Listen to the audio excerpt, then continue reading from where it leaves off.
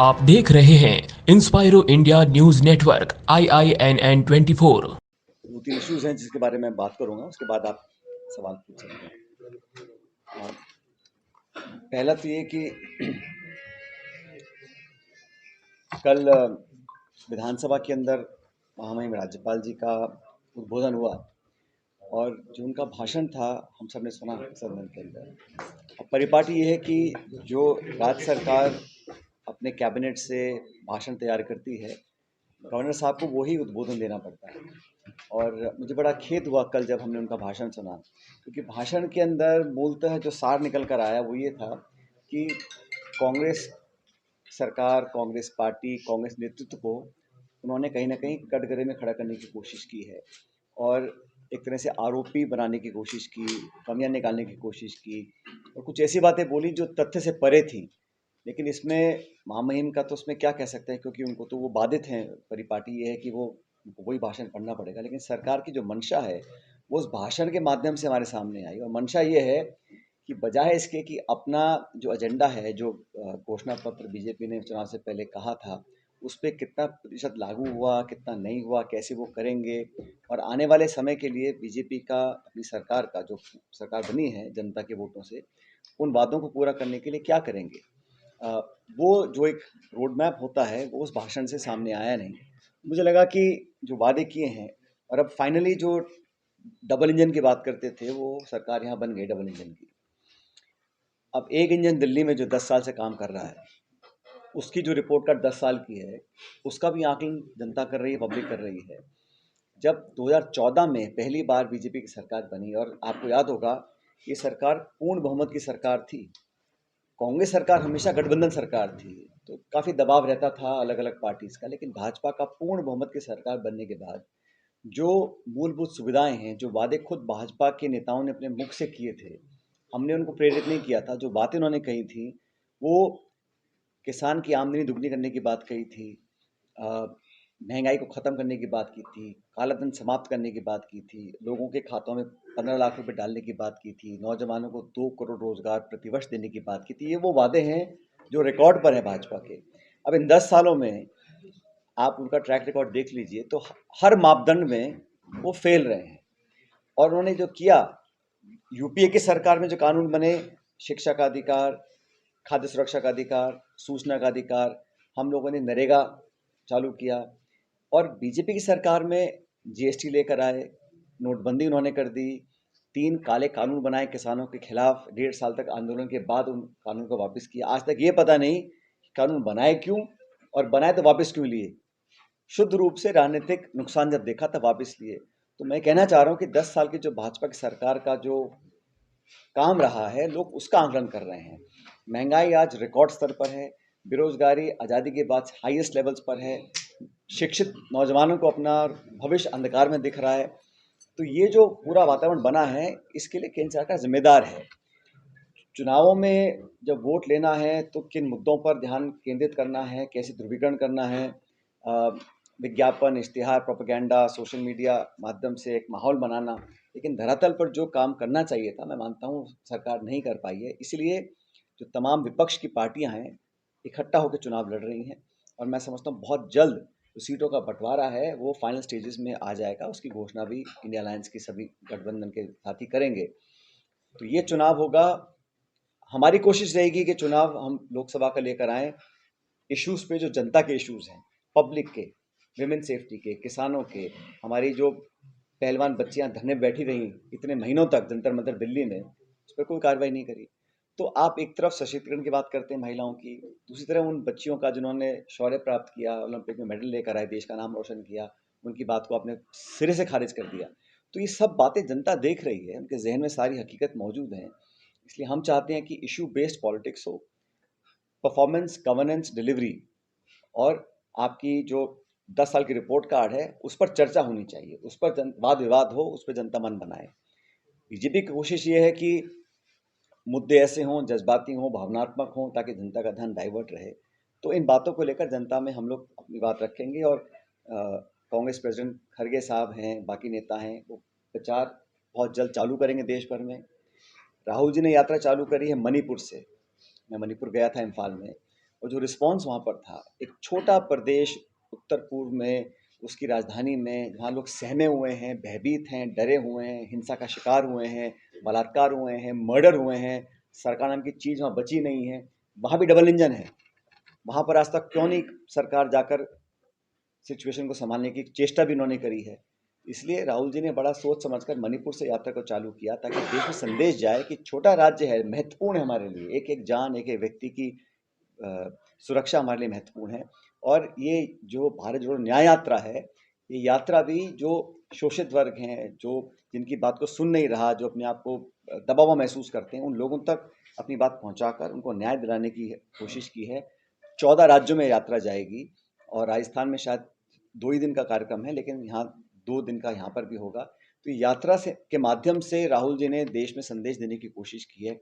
और ये मैं इसलिए नहीं कह रहा हूँ कि ये ज़रूरत कांग्रेस पार्टी की है, ये ज़रूरत पूरे देश की है, पूरे मुल्क की है। जो वातावरण बना है, जो एजेंसीज़ को लगातार एक सिस्टमैटिक तरीके से खोखला करने का काम किया है, जो इंस्टीट्यूशंस हमारे देश के 70 साल से जिनको शिक्षित करने का काम अलग अलग सरकारों ने किया, इस 10 साल में इस सरकार ने उसको बिल्कुल खोखला बना दिया है।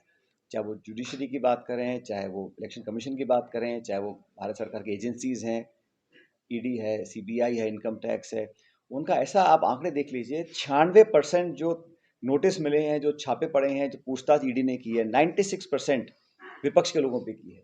जो पॉलिटिकल ओपोनेंट्स हैं, राजनीतिक जिनकी असहमति है केंद्र सरकार से, उनको टारगेट किया जा रहा है, ओपनली कर रहे हैं, मतलब इसमें धड़ल्ले से है, इसमें कोई संकोच किसी को नहीं है। ये सब बातें भी इस देश का नौजवान देख रहा है। तो मैं ऐसा मानता हूँ कि आने वाले समय का जो चुनाव है, राजस्थान में हम लोग ये चुनाव हारे बड़ी हमने कोशिश की कि ये 30 साल की परंपरा टूटे। ये 5-5 साल का जो होता है सरकार कांग्रेस और बीजेपी, हमने बहुत कोशिश करी है। मुझे बड़ा खेद है कि हम सरकार बना नहीं पाए। और लेकिन ये बात भी सच है कि हमारा जो मत प्रतिशत है, जो वोट हमारा वोट शेयर था, वो कम नहीं हुआ है। और सरकार बनने के तुरंत बाद एक बाई इलेक्शन हुआ गंगानगर जिले में। वहाँ पर सारी मान मर्यादाओं को, कानून को, आचार संहिता के नियम की पालना तो दूर, उनको दूर रखकर पहली बार एक चलते चुनाव में आचार संहिता लगते हुए, जहाँ पर आप एक मास्टर का ट्रांसफर नहीं कर सकते हैं, आप एक 100 मीटर की पाइपलाइन नहीं डाल सकते हैं, उस चुनाव में आपने भाजपा के उम्मीदवार को मंत्री की शपथ दिला दी है, मंत्री बना दिया, लेकिन एमएलए जनता बनाती है। उस चुनाव में भारी बहुमत से हमारे नौजवान उम्मीदवार रूबी कुंडर चुनाव जीत कर गए हैं। तो 3 हफ्ते के अंदर अगर जनता भाजपा को आईना दिखा रही है, इसका मतलब ये है कि कोई भी दल, कोई भी ये ना समझे कि जनता हमेशा से हमारे साथ रहेगी, हर कीमत पर रहेगी। तो पब्लिक में, जमहूरियत में, लोकतंत्र में जनता जनार्दन है। और ये जो उन्होंने शुरू में आईना दिखाया है सरकार को, ये उनको मजबूर करेगा अपने गिरेबान में झांक कर देखें। सरकार बने महीना भी नहीं हुआ है, और क्योंकि सरकार अभी बनी है, तो मैं आलोचना नहीं कर रहा हूँ, लेकिन जो संकेत मिल रहे हैं, जो आपने नाम बदलने शुरू कर दी योजनाओं के, बच्चों की नौकरी आपने ख़त्म कर दी। मैं कल जयपुर में धरने पे गया था। उन 5,000 लोगों को अगर आप नौकरी से निकालना था, तो आप कारण बताते, आप बोलते इसमें ये कमियां हैं, या ये स्कीम गलत है, या इसमें इसके मापदंड अलग हैं, उनको नोटिस देते, उनसे सवाल पूछते, उनसे कुछ कार्रवाई करते। आपने एक कलम के लाइन से उनको नौकरी से निकाल दिया है। तो मंशा ये है कि कहीं ना कहीं इसमें प्रतिशोध की भावना भी है, और नौजवानों को नौकरी देने का जो बात भाजपा करती है, उस वादे से मुकर गए हैं। आप नए अवसर कहाँ देंगे? आप जिनको अवसर दे रखे हैं, सिर्फ ये बोलकर कि इस योजना का नाम राजीव गांधी के नाम पर रखा था, प्रतीत तो यही होता है। ये बच्चों ने मुझे कहा जब मिला उनसे कल। तो सारी बातें जनता के सामने हैं। लोकसभा के चुनावों के लिए हमारी तैयारी हो रही है। कल लगातार 2-3 हमारी मीटिंग्स हुई हैं, प्रदेश इलेक्शन कमेटी की, कोऑर्डिनेशन कमेटी की, सब नेताओं से चर्चा की है। अलग अलग लोकसभा क्षेत्र से हम फीडबैक ले रहे हैं। और एआईसीसी ने भी ये कहा है कि समय से पहले हम अपने लोकसभा के उम्मीदवारों के नाम डिसाइड करें, ताकि चुनाव प्रचार का हमको पर्याप्त समय मिल जाए। तो इन सब बातों पर हमने जयपुर में चर्चा की है, और उदयपुर में हम सब, हमारे दोनों शहर जिलाध्यक्ष साथ में मौजूद हैं। संगठन पूरी तैयारी में लगा हुआ है। और मैं मानता हूँ इंडिया अलायंस का जो परफॉर्मेंस रहेगा, देखिए, क्योंकि इस बार हर पॉलिटिकल पार्टी सीट ज़्यादा चाहती है, तो हमारे जो इंडिया अलायंस के पार्टनर्स हैं, हम सबको भी कहीं ना कहीं थोड़ा गिव एंड टेक करना पड़ेगा।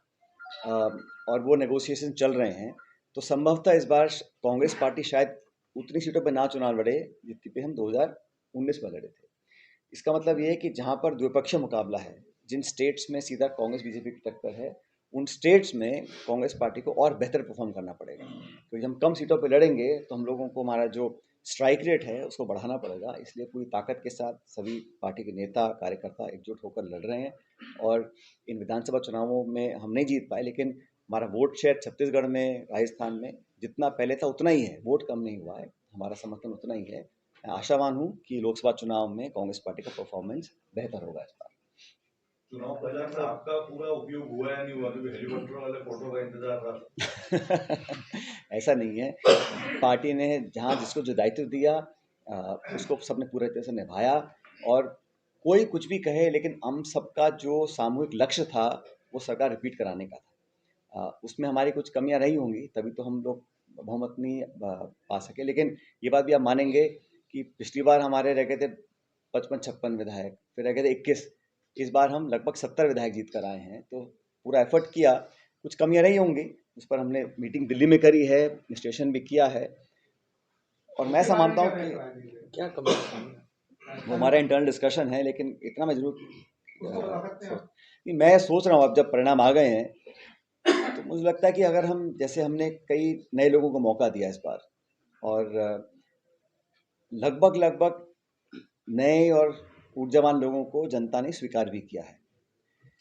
अनुभव की एक अलग अहमियत है जिसको हम नकार नहीं सकते, लेकिन नौजवानों को जितना ज़्यादा कांग्रेस पार्टी प्रोत्साहित करती है, आगे लेकर आती है, उतना अच्छा संकेत जाता है, वर्कर्स में जाता है, मतदाताओं में जाता है। उसके अच्छे हमको रिजल्ट भी मिले हैं। और वर्कर्स भी इस बात को मानते हैं, मैं चर्चा कई लोगों से की है, अगर हम कुछ टिकटों में बदलाव करते, अगर हम कुछ नए लोगों को और मौका देते, तो शायद हमारा परफॉर्मेंस और बेहतर हो सकता था। ये सब अतीत की बातें हैं, लेकिन भविष्य के लिए हम लोगों को इस एक्सपीरियंस से सबक लेना चाहिए कि कहाँ हमारी कमी रह गई थी। कम्युनिकेशन में, कैंपेन में पूरी ताकत से चुनाव लड़े, जितना हो सका हम लोगों ने अपना योगदान भी दिया, लेकिन पब्लिक का जो मैंडेट है वो सराहना पर है। राम मंदिर एक एक को लेकर आपने क्लियर नहीं किया, राम मंदिर को लेकर कांग्रेस में विरोधाभास है, उसमें पार्टी कोई विरोधाभास नहीं है, विरोधाभास पैदा करने की कोशिश की जा रही है। ये बहुत जब सुप्रीम कोर्ट का निर्णय आ गया, जब सारे विवाद समाप्त होकर एक शुभ काम हो रहा है, जिसमें पूरे देश की सहमति है, हम सब लोग चाह रहे हैं, और जब कोर्ट के निर्णय के बाद विवाद की कोई स्थिति बचती नहीं है, देखिए। और जब ये कार्यक्रम हो रहा है, इसमें विवाद तो इतना ही था कि इसमें कई शंकराचार्य जी ने कहा कि वो उसमें भाग नहीं लेंगे, उसके भी कारण होंगे। और मैं तो मानता हूँ कि ये, अगर हम किसी को पूजा करनी है, किसी की कहीं भावना है, किसी को किसी के दर्शन करने जाना है, तो कोई राजनीतिक दल इसको डिक्टेट करे कि अब करो या मत करो, ये गलत है। मुझे कब वैष्णो देवी जाना है, कब तिरुपति जाना है, कब अयोध्या जाना है, मेरे मन की बात है। मैं आज जाऊँ, कल जाऊँ, परसों जाऊँ, बुलावा आता है, हम सब जाते हैं, मन है, श्रद्धा है, भाव है, जाना चाहिए। लेकिन इस तरह कहीं ना कहीं इसको पोलिटिसाइज करने की कोशिश की जा रही है, और मैं उसको सही नहीं मानता हूँ। और कांग्रेस में कोई नहीं, हम सब अभी कुछ नेता गए हैं, 2 दिन पहले गए हैं, आगे भी जाएंगे, सब जाएंगे, जिसको जब समय मिलेगा जाएगा, और क्यों नहीं जाएगा, जाना भी चाहिए, जिसकी श्रद्धा जाए। लेकिन इसमें इसको राजनीतिक ढंग में इसको आकलन करना, विश्लेषण करना, इसको पोलिटिसाइज करना, मैं इसको गलत मानता हूँ। बाकी तो अच्छी बात है, उसमें क्या, सबको खुशी हर्ष है। अस्वीकार किया है पार्टी के लोगों ने। भाई मुझे तो आमंत्रित नहीं किया, ना मुझे चाहिए आमंत्रण, मैं तो मेरा जब मन करे तब जाऊंगा। लेकिन ये अलग, उसको पॉलिटिकल पार्टीज को इस तरह इसको पॉलिटिक्स के नज़रिए से देखना गलत है। आप किसकी पूजा करते हैं, कब व्रत रखते हैं, कब मंदिर जाते हैं, कब दर्शन करते हैं, ये आदमी और परिवार की एक श्रद्धा का भाव है, हमारे पर डिपेंड करता है। और मैंने कल भी कहा कि रामलला तो कण कण में बसे हैं। भगवान राम के बिना सृष्टि भी अधूरी है, ये सब मानते हैं। लेकिन इसको एक सीमित कर देना, इसको एक पॉलिटिकल पार्टी की विचारधारा तक ही सीमित कर देना, मैं समझता हूँ बिल्कुल गलत है। सचिन, ये बात बताएं कि अभी आपने कल भी स्टेटमेंट दिया और आज भी कहा कि इंडिया गठबंधन के अंदर जो अरेंजमेंट है सीट के लिए, वो भेदभाव भुलाकर एक साथ आना चाहिए। मगर जो कांग्रेस की स्थिति है, जो पिछला चुनाव हुआ राजस्थान में, पार्टी अपने अंदर के भेदभाव आपको नहीं भुला सकी बुरी तरह से। कार्यकर्ताओं का पूरा सम्मान नहीं हुआ, कार्यकर्ता आपका वोटिंग कराने नहीं उठा, और बाहर भी ये कि यही हालत है, चाहे किसी भी स्टेट में। तो पहले पार्टी कैसे निपटेगी अपने अंदर के अंदर? ऐसा है, आप कह रहे हैं अगर ऐसा होता तो हमारे 70 विधायक क्यों जीतते? पार्टी ने बूथ पे काम किया है, पार्टी ने सारी बातें बुलाकर, आप सभी जानते हैं, इसमें कोई नई बात नहीं है। चंद महीने पहले हम सब दिल्ली में मिले, हम सब ने मिलकर बात करी और हमने कहा कि अब जो हुआ सो हुआ, आज हमें चुनाव लड़ना है। और ये बात मुझे राहुल गांधी जी ने, खड़गे जी ने कही कि भाई हम सबको मिलकर लड़ना है, क्योंकि देश को आज मजबूत कांग्रेस की ज़रूरत है। और कांग्रेस मजबूत कब होगी? जब हम मिलकर चुनाव लड़ेंगे। हमने मिलकर चुनाव लड़ा, हमारे प्रयासों में कमी रह गई। कार्यकर्ताओं के सम्मान की बात हो रही है, तो कार्यकर्ताओं का सम्मान हुआ ही नहीं, कांग्रेस। ऐसा है, कार्यकर्ताओं के सम्मान के लिए मैंने तो कभी कोई कसर छोड़ी नहीं है, और आप सब जानते हैं। मैंने हमेशा कहा कि हमें, जिन लोगों ने संघर्ष करा है, उनको हर एक को पद नहीं दे सकते हैं, लेकिन उनकी आवाज़ को सुना जाए, उनके उनके उनके श्रम को, उनके योगदान को महत्व दें, उनको सम्मान दें, और उनको, उनकी बात, उनको लगे हम भागीदार हैं सिस्टम में। और ये भावना पैदा करना मुश्किल काम नहीं है। तो उसका तो मैंने हमेशा ही उसका वकालत उसकी की है। और कार्यकर्ताओं के दम पर ही सरकारें बनती हैं। याद रखिए, सरकार पार्टी नहीं बनाती है, पार्टियां सरकार बनाती हैं। तो पार्टी और कार्यकर्ता मजबूत रहेगा तभी संभावनाएं आगे भविष्य में आगे आएंगी। और इस बार हम कामयाब नहीं हो सके, लेकिन ऐसा नहीं है कि कांग्रेस कार्यकर्ता के जोश में कमी है या मनोबल में कमी है। मैं लगातार प्रदेश में दौरे कर रहा हूँ, और आज भी बहुत मजबूती से कांग्रेस कार्यकर्ता एक साथ खड़ा हुआ है, बूथ से लेकर ब्लॉक से लेकर प्रदेश में, और हम अच्छे परिणाम लेकर आएंगे। जो लगातार चुनाव हारे हैं, अभी जो लगातार चुनाव हारे हैं, लोकसभा या विधानसभा, उनको किस लोकसभा में मौका मिलेगा इस बार, या टिकट बदलेंगे इस बार? देखिए, ये अल्टीमेटली लोकसभा के टिकट या कोई भी टिकट का वितरण सीईसी करती दिल्ली में, कांग्रेस पार्टी का जो टॉप डिसीजन मेकिंग बॉडी है। लेकिन मैं फिर कह रहा हूँ, मेरी व्यक्तिगत राय ये है कि नए लोगों को मौका देना चाहिए, और जब तक हम नए लोगों को मौका नहीं देंगे, तब तक वो ऊर्जा का संचार नहीं होगा। और मैं ये किसी एक व्यक्ति विशेष या एक प्रदेश या एक जिले की बात नहीं कर रहा हूँ, मैं ओवरऑल में कह रहा हूँ। और जहाँ जहाँ कांग्रेस ने, खासकर आप, मैं रिकॉर्ड देखिए आप, जब जब नौजवानों पर हमने दाव खेला है, उसमें अधिकांश जगह सफलता मिली है। ये प्रमाणित है, इसमें कोई मेरी व्यक्तिगत बात नहीं है, आप आंकड़े उठा के देख लीजिए।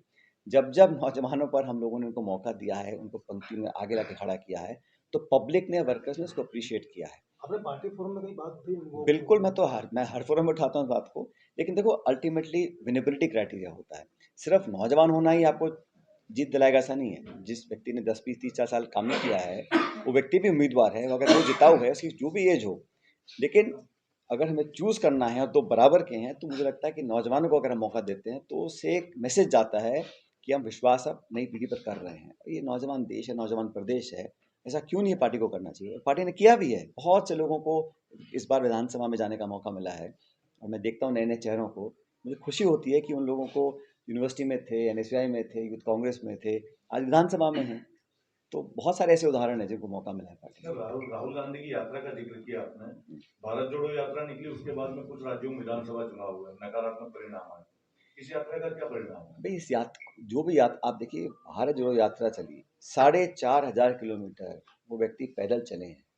मुझे लगता है कि आज़ाद भारत के इतिहास में इतना बड़ा पॉलिटिकल मूवमेंट, मतलब एक पॉलिटिकल व्यक्ति ने इतना बड़ा बीड़ा उठाया हो। बहुत से लोग कहते थे कि पूरा नहीं होगा, राहुल जी करेंगे नहीं करेंगे। राहुल जी ने पूरी शिद्दत के साथ लगातार चलकर ये दिखाया कि जब किसी काम को ठान लेते हैं तो पूरा करते हैं। अब उसकी तुलना हम करें कि इस राज्य में इतने वोट मिले, ये पॉलिटिकल यात्रा ही नहीं है। भारत जोड़ने का मतलब लोगों को साथ रहें। आज जो माहौल बना है, टकराव का, द्वेष का, कहीं कहीं हिंसा का, कहीं आपस में जो भाईचारे को ख़त्म करने की बात है, और जो वंचित वर्ग हैं, जिनकी आवाज़ को कोई सुनता नहीं है, उन लोगों को साथ जोड़ने का काम किया, पैदल चलकर किया, लोगों से, लाखों लोगों से वो मिले। इस वाली यात्रा में क्योंकि समय कम था, तो ये हाइब्रिड यात्रा है। इसमें कुछ हिस्सा बस से जा रहे हैं, कुछ पैदल चल रहे हैं, लेकिन लोगों से मिलना, उनकी बात को सुनना। और कमी यह है कि भारत सरकार में देखा मैंने, सुनने की कमी है, बोलने की कमी नहीं है।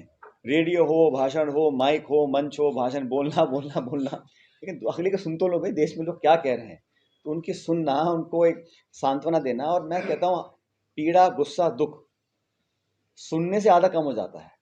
देखो, सुने तो सही कोई, वो तो अपने से बोलने में टाइम नहीं मिल रहा उन लोगों को। तो राहुल जी ने जो यात्रा की है, ये वोट बटोरने की यात्रा नहीं है, यात्रा है एक संदेश देने की कि हम सब लोग जो कांग्रेस पार्टी की विचारधारा से जुड़े हुए हैं, वो सब लोग एक साथ हैं, और देश के हर व्यक्ति को बराबर से हम तोलते हैं, कोई कम ज़्यादा बड़ा नहीं है। वो राज्य छोटा मणिपुर, लेकिन महत्वपूर्ण राज्य है, वहाँ के लोग हैं, वहाँ भी संविधान है, वहाँ भी नागरिक है, वहाँ भी उसकी कुछ आकांक्षाएं हैं, वहाँ भी उसकी कुछ महत्वाकांक्षाएं हैं। और उन पे जो बीत रही है, तो ऐसा नहीं है कि उनको लगना चाहिए कि हमारी कोई दिल्ली में सुनने वाला नहीं है। भारतीय जनता पार्टी वहाँ डबल इंजन बोलती है, लेकिन उस इंजन का हम कर क्या रहे हैं? वहाँ सरकार मणिपुर में बीजेपी की है, क्या लाभ दिया उन्होंने? किसको सांत्वना दी है? किसको शांति से बैठाया है? कोई पहल करी है? लगातार महीनों तक आप कल्पना कीजिए किसी एक छोटे राज्य में इतना आतंक का माहौल बना रहे, कैसे वहाँ बहन बेटियां जी रही हैं, क्या उन पे जहन में बीतती होगी, उनका दुख बांटने, उनकी बात को सुनने और एक संभवतः एक रास्ता तलाशने के लिए इस यात्रा को वहाँ से शुरू किया गया। पार्टी So लोकसभा my में बड़े question is, what will be your next plan is strategy for the MP elections, next coming MP elections? Madhya Pradesh या मेंबर पार्लियामेंट? मेंबर मैं तो इंचार्ज छत्तीसगढ़ का हूँ, मध्य प्रदेश का नहीं हूँ। देखिए स्ट्रैटेजी बड़ी सिंपल है। आप देखिए इंडिया अलायंस की जो पार्टीज हैं 2019 में आप देख लीजिए, सब पार्टीज का वोट शेयर जोड़ लीजिए तो लगभग 65% वोट एनडीए अलायंस पार्टनर्स का है, और जो एनडीए है जिसका प्रमुख दल बीजेपी है उसका 35% वोट है। तो जब 1/3 वर्सेस 2/3 है, प्योर गणित बताता है कि भाजपा घबराई हुई क्यों है, क्यों वो महाराष्ट्र में, बिहार में चिंतित है कि इंडिया अलायंस अगर इकट्ठा लड़ेगा तो मत तो ज़्यादा इनके पास है। एनडी जो था, शिवसेना छोड़ गई, अकाली दल छोड़ गई, नीतीश कुमार छोड़ गए, तो एनडीए तो नाम का रह गया है। बीजेपी सब कुछ वहाँ कर रही है, लेकिन लोकसभा चुनाव में अगर बीजेपी के कैंडिडेट के सामने इंडिया अलायंस का एक उम्मीदवार होगा और विपक्ष के वोट का बंटवारा नहीं होगा तो चुनाव मुकाबले का होगा, और चुनाव में इंडिया अलायंस, कागज पे जो आंकड़े हैं, हमारे को बहुमत है आज, डिपेंड करता है कि हम लोग कैसे उस पूरे वोट को बटोर पाएं। अगर विपक्ष खंडित है तो फर्स्ट पास द पोस्ट है, आपको वोट कितने मिले जरूरी नहीं है, आपको सब ज़्यादा मिलने चाहिए। तो कई बार होता है विधानसभा में कोई जीत जाता है 40,000 में, कोई 1 लाख वोट लेके भी नहीं जीतता है। तो इस बार हमारा कोशिश ये है कि हम जो भाजपा के सामने हमारा उम्मीदवार होगा, चाहे वो किसी दल में हो, इंडिया अलायंस का अगर होगा तो एकजुटता से लड़ें। और इस आंकड़े को देखकर, ये आंकड़े सिर्फ मेरे पास, सबके पास हैं, जो भाजपा के नेता हैं उनके पास भी हैं, प्रधानमंत्री के पास भी हैं, तो वो तो देखते होंगे अगर सब इकट्ठे मिलकर लड़ेंगे तो दिक्कत होगी। इसीलिए तमाम तरह की राजनीति हो रही है, विपक्ष को डराया धमकाया जा रहा है, नोटिस दे रहे हैं, छापे डाल रहे हैं, और तोड़ने की, जोड़ने की, सब कुछ वो करने की कोशिश करें। लेकिन इस पूरे मुहिम में वो भूल जाते हैं कि ये जो 130 करोड़ लोग हैं जिनके लिए हम सरकार में हैं, जिनके वोट लेके हम सत्ता में आए हैं, उनका हमने कितना कल्याण किया है। आप सेल्फ प्रोपेगेंडा करें वो अलग बात है, लेकिन करीब 14 करोड़ लोगों को मनमोहन सिंह जी की सरकार में गरीबी रेखा से हमने ऊपर उठाया था, 14 करोड़ लोगों को। अब ये आंकड़े ना छापते हैं बेरोजगारी के, ना कुपोषण के, ना जो फ्रीडम ऑफ प्रेस के। तो दुनिया के, जो मैं बाहर पढ़ता हूँ आर्टिकल्स वगैरह, तो जो दिखाया जा रहा है असलियत वो नहीं है, असलियत कुछ और है। आज गैस का सिलेंडर 1100-1200 रुपये का बिक रहा है, बिक ही रहा है ना, वो सबको दिख रहा है। लोग मुंह से ना बोले कि पीड़ा तो होती है। जो व्यक्ति आज अपने 2 बच्चे पाल रहा है, उसको बाजार भी सब्जी भी लानी है, बच्चे भी पालने हैं, यूनिफॉर्म, ट्यूशन, किराया, बिजली का बिल देना है ना, तो महंगाई कंट्रोल के बाहर है। और आज तक एक भाजपा के नेता ने ये नहीं बोला कि हम महंगाई को कम करने की कोशिश भी करेंगे। वो उनको मालूम है चुनाव आएगा, ये मुद्दा उठाएंगे, हम वोट ले लेंगे। हम चाहते हैं मुद्दे, महंगाई के बावजूद भी भाजपा का नारा इस बार 400 पार। अब वो तो नारे तो देने में उनको कोई रोक नहीं है, लेकिन मैं इतना कहना चाह रहा हूँ कि जो इशू भाजपा उठाना चाहती है, जो कांग्रेस को वो एक तरह से दोषी साबित करने की कोशिश कर रही है, कांग्रेस के इतिहास को मिटाना चाहती है, जो कांग्रेस के नेता रहे, चाहे नेहरू जी हों, चाहे इंदिरा जी हों, चाहे राजीव, उन सब लोगों को एक गलत तरह से पोर्ट्रे करने की कोशिश कर रहे हैं। और जब उनको अपने खुद के, उनको इतिहास में कोई नेता नहीं है, तो सरदार पटेल को उन्होंने अपना मान लिया, सुभाष चंद्र बोस को अपना मान लिया। ये सब इसलिए किया जा रहा है ताकि हिस्ट्री का जो नैरेटिव है उसको नई पीढ़ी में अलग नज़रिए से पेश किया जाए। भारतीय जनता पार्टी का, एक सेकंड, भारतीय जनता पार्टी का कोई साबित मुझे कर दे कि भारत को आज़ाद कराने में इतिहास में क्या योगदान रहा, देश के नवनिर्माण में क्या योगदान रहा। और ये वही बीजेपी है जिसने राजीव जी की सरकार का विरोध करने के लिए वामपंथियों से हाथ मिलाया था, वीपी सिंह की सरकार जब बनी थी 89 में। तो आज जो बड़े बड़े भाषण देते हैं सीपीएम के खिलाफ, तब उन्होंने हाथ मिलाया था, वीपी सिंह जी की सरकार जब बनी थी तो बीजेपी, जनता दल और कम्युनिस्ट पार्टी सब इकट्ठे हो गए थे। तो ये सब बातें इतिहास की हैं, लेकिन आज जो नया युग है, आज सोशल मीडिया है, व्हाट्सएप है, नए लड़के लड़कियां हैं, उन सबको एक अलग तरह की स्थिति पेश की जाए, इस कोशिश में बीजेपी लगी हुई है। आप ईवीएम पे क्या स्टैंड है आपका? हाँ जी, ईवीएम की वोटिंग को लेकर आपका क्या स्टैंड है आपका? ईवीएम का स्टैंड तो भाई मैं चाहता हूं कि जब तक पब्लिक के जो मतदाता है और पॉलिटिकल प्रोसेस में पार्ट लेने वाले लोग हैं, जब तक उनको कॉन्फिडेंस नहीं है कि ईवीएम ईवीपैट में सब निष्पक्षता से हो रहा है, और ये काम जिम्मेदारी जो इलेक्शन कमीशन की है, मामला कोर्ट में भी किया है, जो निर्णय है सब ठीक है। मैं तो तब मानता हूँ कि जो जो हमारी संस्था है, जो हमारा इंस्टीट्यूशन है, जो हमारा प्रोसेस है, अगर उस प्रोसेस में लोगों का विश्वास नहीं है, अगर आज कहीं किसी के जहन में कोई एक सवाल उठता है, तो संतोषजनक जवाब मिलना चाहिए। इतना चाहता हूँ। इंडिया ने ईवीएम को लेकर प्रोटेस्ट किया है। मैं कह रहा हूँ प्रोटेस्ट जो कर रहे हैं वो इशू बेस्ड प्रोटेस्ट है, उसका स्पष्टीकरण, उसकी पारदर्शिता स्थापित करना और लोगों को विश्वास दिलाना कि ये प्रोसेस टेम्पर प्रूफ है, ये जिम्मेदारी इलेक्शन कमीशन की है। तो मान लीजिए आपका अलायंस पूरे 65% वोट ले जाता है, प्रधानमंत्री आसानी से चुन लेंगे क्या? देखिए ऐसा है, ये पद की जो लालसा है, ये मैं नहीं समझता हूँ कि आज की स्थिति में, हो सकता है आमतौर पर ये बात सही हो, लेकिन आज जो स्थिति है, तमाम विपक्ष जान गया है कि ये चुनाव डू और डाई चुनाव है, ये चुनाव निर्णायक चुनाव है। इसमें अगर हम अपने लोभ, अपने खुद की महत्वाकांक्षाओं को महत्व देंगे तो पार नहीं पड़ेगी। हम सब मिलकर चुनाव लड़ रहे हैं। खड़गे जी को वो बनाया गया है चेयरपर्सन इस इंडिया अलायंस का, क्योंकि बहुत कांग्रेस पार्टी बड़ी पार्टी है। और देखिए, मुझे कहने में भी कोई संकोच नहीं है, देश में अलग अलग क्षेत्रीय दलों की अपनी एक अलग अहमियत है, अलग अलग राज्यों में, और उसका हम सम्मान करते हैं। लेकिन पूरे देश भर में अगर कोई एक ऐसा दल है जो भाजपा से मुकाबला कर सकता है, हर गांव ढाणी में झंडा डंडा किसी का है, तो कांग्रेस पार्टी का है। पैन इंडिया लेवल पर भाजपा को नेशनली चैलेंज कांग्रेस ही कर सकती है। लेकिन जो रीजनल पार्टीज हैं, जो हमारे अलायंस पार्टनर्स हैं, चाहे बिहार के हों, बंगाल के हों, महाराष्ट्र, उन सबका अलग एक स्पेस है, तो उनके साथ मिलकर हम लड़ेंगे। इस बात पर हमारा फोकस है। कौन नेता क्या पद पोस्ट पाएगा, चुनाव के बाद की बात। अक्सर है ना, भाजपा के कई जो बड़े नेता हैं, उनका ये मानना रहता है कि द्रौपदी मुर्मू जी जो है, राष्ट्रपति जो है, उनके साथ भाजपा खुद काफी भेदभाव करता है, एज एन भले वो वुमेन हो इसलिए, या फिर कास्ट के रिलेटेड। तो इस पे आप क्या कहना चाहेंगे, क्या सही में ऐसा है या फिर?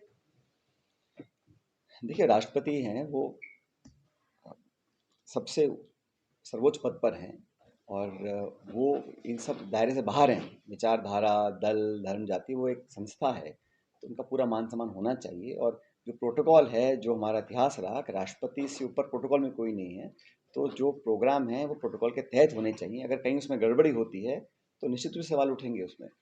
जैसे मैं उदाहरण नहीं दूंगा, लेकिन मुझे लगता है कि राष्ट्रपति की अलग गरिमा है, और उसका मान सम्मान करना सबका दायित्व है, ना विपक्ष का भी, पक्ष का। पर सर, विधानसभा चुनाव के बाद प्रदेश में कांग्रेस के नेताओं में वापस एकता आई है या अरे पहले से एकता थी, वो कहाँ क्या बात कर रहा है? बिखराव था? सर, कभी कोई बिखराव तो भाजपा में था, भाजपा में बिखराव था। अब वो खुद ही कई बार बोल चुके हैं, जो हमारे प्रतिपक्ष के नेता बने थे वो हार गए चुनाव। वो कहते हैं मुझे किन जयचंद्र राय मैं जानता हूँ, चूरू से हमारा जो नेता है बड़े वाले, उन्होंने कहा मुझे पता किसने हराया है। और आरोप लगा रहे हैं हमारी पूर्व मुख्यमंत्री, वो मीटिंग में आना बंद कर दिया उन्होंने, कांग्रेस में और पर्ची से मंत्री बन रहे हैं, पर्ची। तो बिखराव तो भाजपा में है, क्योंकि वहाँ पर बहुत ज़्यादा मतलब दिशाहीन थे वो चुनाव से पहले। अब नए मुख्यमंत्री बने हैं, नई उदयपुर में सरकार सर बनी कल है। गौरव वल्लभ जी बोले मुझे अपनों ने हराया था। मैं सुना नहीं गौरव जी ने क्या बोला, हमारे यहाँ प्रेस कॉन्फ्रेंस में बोला हुआ सचिन जी, एक बात बताएं, अंदर ही अंदर ये खबर चली है, जो भी बात अंदर ही अंदर आपको कैसे पता? जो मैं बात कहना चाह रहा हूँ, सचिन की बात है। हाँ, ये लोकसभा चुनाव से पहले कांग्रेस कोई बहुत बड़ा धमाका करने वाली है। क्या करने वाली है? बहुत बड़ा धमाका करने वाली है राज्य के राजनीति। धमाका? मैं पता करके बताता हूँ आपको क्या सरकार वाला ही है। सचिन जी, क्योंकि आपने 5 साल पूरा वो देखा है माहौल पिछली सरकार में। हाँ, ऐसा कोई धमाका होने वाला है? मैं इसकी तफ्तीश करके बताऊंगा आपको। सचिन जी, राजस्थान में कार्यकर्ताओं को आपकी आवश्यकता थी, है और रहेगी। ऐसे में आपको छत्तीसगढ़ में प्रभारी बना दिया, तो इसको आप किस तरीके से? मैं था सो दूर को नहीं, चिंता मत करो। इसी जगह मैं पे प्रदेश साहब यही बोल मैं रहे थे, इसी जगह पे। मैं प्रदेश के मेरे मैं प्रदेश के कांग्रेस के सुनो, मैं प्रदेश के कांग्रेस के कार्यकर्ताओं का था, कार्यकर्ताओं का हूँ और कार्यकर्ताओं का रहूंगा। कहाँ से रहेंगे? आगे लोकसभा चुनाव और आ रहे हैं साहब। जब जहाँ पार्टी को जरूरत पड़ती है, अलग अलग लोगों को जिम्मेदारी दी जाती है। और मैं पहले भी केंद्र सरकार में रहा हूँ, संसद में रहा हूँ, अब विधानसभा में हूँ, पार्टी का अध्यक्ष भी रहा, सरकार में भी रहा, लेकिन मैं किसी रोल में भी रहूँ, मैं मेरे जनता और मेरे कार्यकर्ताओं के बीच में हूँ और वो मुझे सबसे ज़्यादा पसंद रहता है। लेकिन जो दायित्व पार्टी ने दिया है उसको पूरी निष्ठा से हम निभाएंगे, उसमें कामयाबी दिलाने की कोशिश करेंगे। लेकिन ये कर्मभूमि है और राजस्थान के लोगों ने जो एक साथ रहा है दशकों का, उसको तो कोई चाह के भी नहीं छीन सकता है। वहाँ के प्रभारी रहते हुए यहाँ के कार्यकर्ताओं को मैं आज आपके बीच बैठा हूँ, नहीं बैठा हूँ, तो ऐसा प्रभार है तो जिम्मेदारी है, उसको पूरे निभाएंगे। लेकिन यहाँ राजस्थान में जो हमारे वर्कर्स हैं, हमारे मतदाता हैं, उनके साथ जो अटूट संबंध है दशकों का, मैं कह रहा हूँ ना, उसे कोई चाह के भी नहीं तोड़ सकता है। आपको लगता है वो चाह रहा है प्रेम थोड़ा कम ये कह रहे हैं बार-बार, मैं तो नहीं कह रहा। पहले सर, ये प्रदेश से बदलेंगे जो तो इंडिया बदलेंगे। अलायंस की जो पार्टनर इंडिया अभी जो न्याय यात्रा निकल रही है, लेकिन दूसरे स्टेट से गुजरेगी, तो इसमें इंडिया अलायंस के जो पार्टनर हैं उनका सहयोग आप एक्सपेक्ट कर रहे हैं? देखिए, यात्रा ये कांग्रेस पार्टी की है और लास्ट टाइम जो भारत जोड़ो यात्रा थी उसमें लगभग सभी लोग आए थे, चाहे वो तमिलनाडु हो, महाराष्ट्र हो, अलग-अलग राज्यों में। और अभी तो यात्रा असम ही पहुंची है।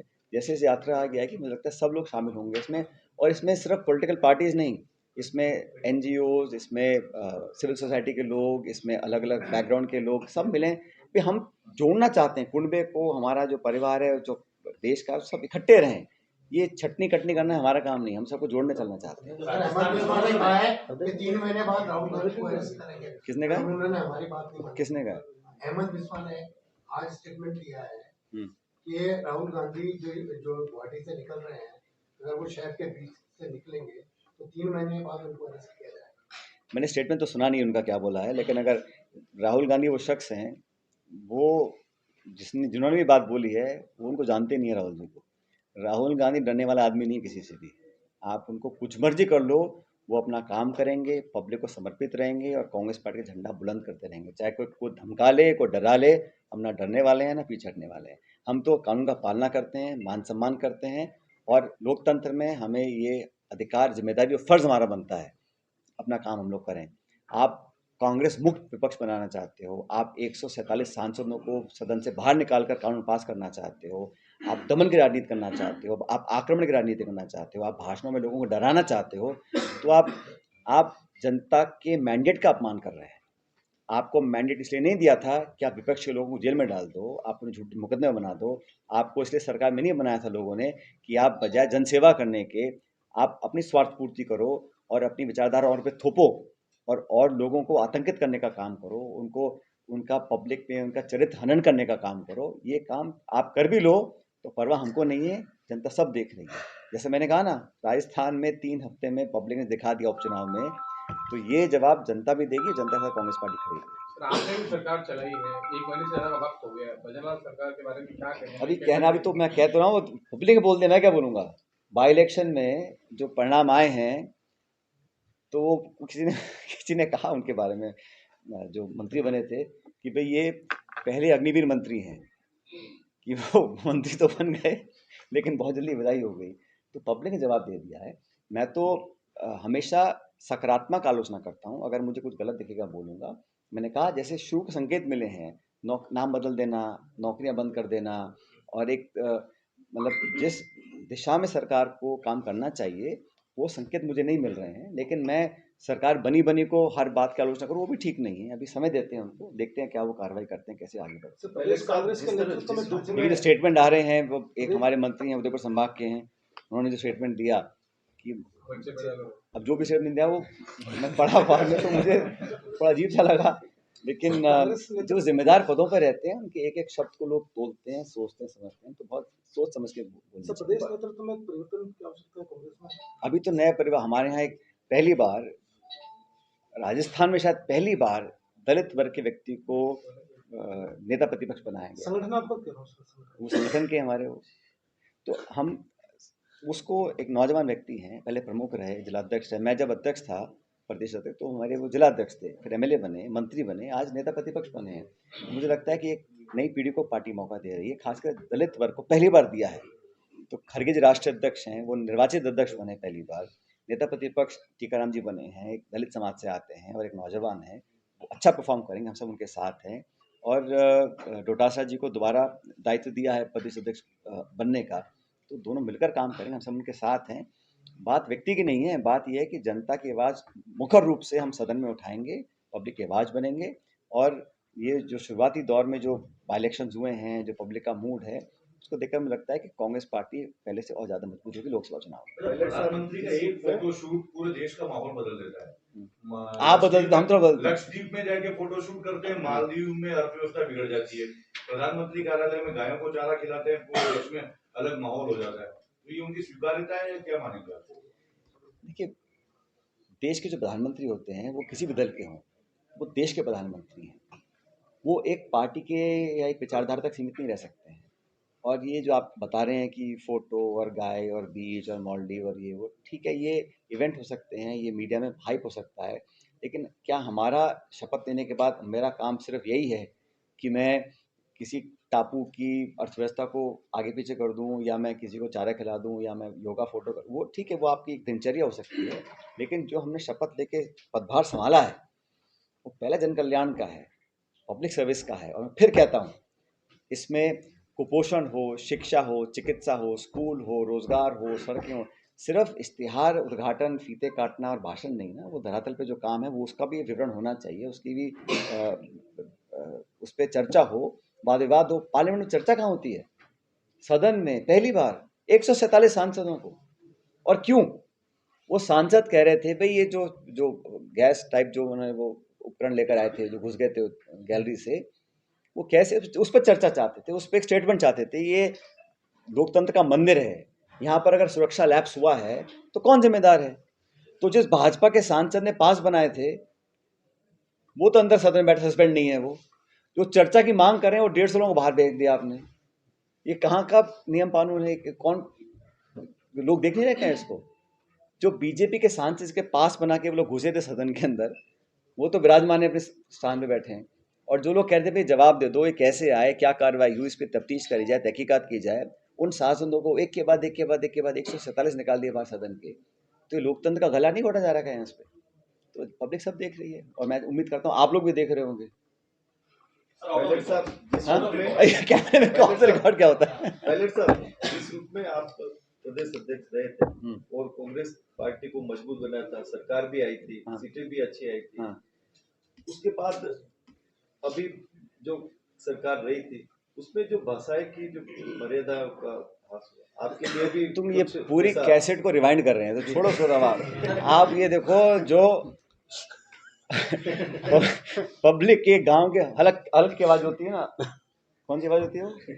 पब्लिक आप पता है? दिल की आवाज। नहीं दिल की आवाज। नहीं नहीं, अंतरात्मा हल्क की हल्क हल्क अंतरात्मा। हल्क हलक तो जन नहीं नहीं नहीं जनता की नहीं नहीं नहीं नहीं यार, जनता जन की आवाज नहीं यार, वो सब ने निकला दिमाग से मेरे। कोई नहीं सर, लेकिन नहीं, मैं याद आकर ट्वीट करूंगा उस बारे में। नहीं देखो, ऐसा है, जो पब्लिक की भावना है उसके ऊपर कुछ नहीं है। और मैं ऐसा मानता हूँ कि पब्लिक की भावनाओं को हमको मान सम्मान करना चाहिए। और हम लोग जो राजनीति में हैं, हो सकता है अलग अलग पार्टी में हों, लेकिन हम सबका दायित्व ये है कि अगर मौका हमको मिलता है काम करने का, तो पहले हमें लोगों को संतुष्ट करना, उनके जीवन को बेहतर बनाना। बच्चे, बच्चियाँ, नौजवान, उनका जीवन बेहतर हो। आज से 20 साल पहले जो स्थिति में थे, आज कहाँ हैं? क्या हमारी संभावना इतनी थी? क्या हमारा पोटेंशियल और था? हम कहाँ उसको ले जा सकते हैं? और राजनीति में एक ऐसा प्लेटफॉर्म है जहाँ बहुत कुछ किया जा सकता है। इसलिए सबसे मेरी आग्रह है कि राजनीति है, चुनाव में करो, विवाद हो, संवाद हो, आलोचना भी हो, लेकिन पब्लिक सर्विस इंपॉर्टेंट रहती है। आजकल क्या है, मैं देखता हूँ propaganda, selfie, photo, Facebook, Twitter, Instagram, ये ज़्यादा महत्व हो गया। और जनता से मिलना, कार्यकर्ता, पब्लिक, गांव शहर में जो लोग रह रहे हैं उनकी सेवा करना, उन तक पहुंचना। अब कोई कहीं झाड़ू मारा है, उसकी फ़ोटो 100 जगह लग रही है, कोई कहीं सफाई कर रहा है, वो फोटो, मतलब इस तरह की राजनीति की तरफ गेहलोत साहब ने आपके लिए भी कई भाषाओं का प्रयोग किया था। कौन सी भाषा? उससे कि नाकारा है, नालायक है, और बोलो आप पूरा बोलो क्या उससे आपके जो जितने भी समर्थक थे वो नाराज हुए और जो 70 से पार जा सकते थे? भाई मैंने, सुनो मेरी बात, मैंने तो हमेशा अपनी वाणी में, अपने स्टेटमेंट्स में कभी भी किसी को ऐसे शब्दों का प्रयोग नहीं किया जो, मैं हमेशा कहता हूँ, वो शब्द का प्रयोग करो जो खुद के लिए आप सुन सकते हो। और मैंने हमेशा सबको मान सम्मान दिया है, सबको आदर दिया है। अगर कहीं असहमति भी है तो उसको मैंने अलग तरह से प्रस्तुत किया है। मैंने मुद्दों के लिए, जैसे मैंने अपनी पार्टी में, सरकार में, मुझे लगा कुछ इश्यूज उठाने लायक उठा, और जो इशू मैंने उठाए, हम सरकार में थे, उन इश्यूज को सुनकर अखिल भारतीय कांग्रेस कमेटी ने संज्ञान लिया, उनको सही माना, उस पर सरकार को निर्देशित किया, कमेटी बनी, उस पर हमने काम किया, कुछ हमें सफलता भी मिली। लेकिन नौजवानों के इश्यूज थे, पब्लिक सर्विस कमीशन के इश्यूज थे, मुझे लगा महत्वपूर्ण इश्यूज थे। जो पेपर लीक हुए थे, उस पर हम लोगों ने पब्लिक में परसेप्शन किया कि हम और कुछ कर सकते थे, तो मैं उन इश्यूज को उठाया था। और मैंने कोई छुप के नहीं उठाया था, मैंने पब्लिक की बात उठाई थी, पार्टी के हित में उठाई थी, ताकि हम लोग उसका, अगर हम उसमें एक्शन ले रहे थे तो पार्टी ने, एआईसी ने उसको सही माना था, तभी हमने उस पर कार्रवाई करी थी। तो मैं तो मुद्दों की बात करता हूँ, और मैंने कहा ना, आप कैसे रिमाइंड मत करो, आप आगे की बात करो।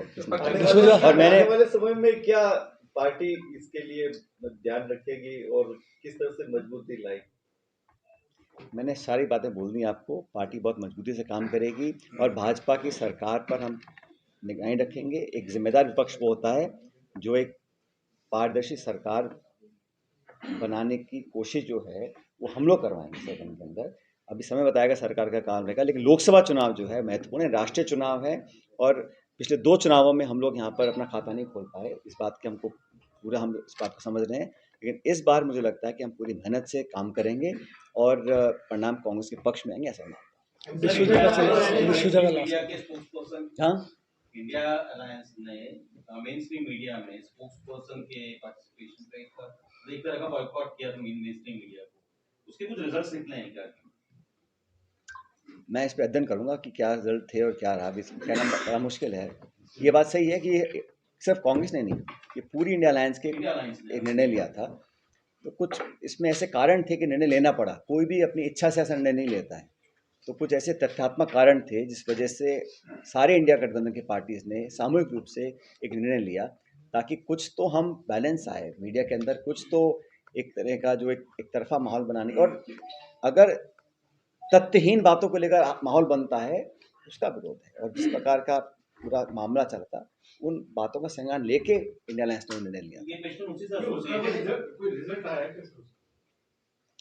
क्या? अभी भी ये जो इंडिया अलायंस ने जो निर्णय लिया था, मैं नहीं मानता हूँ कुछ रिजल्ट लाने के लिए किया था। उन्होंने सैद्धांतिक निर्णय लिया था, और मैंने कहा उसके कुछ कारण थे, इसलिए लिया था।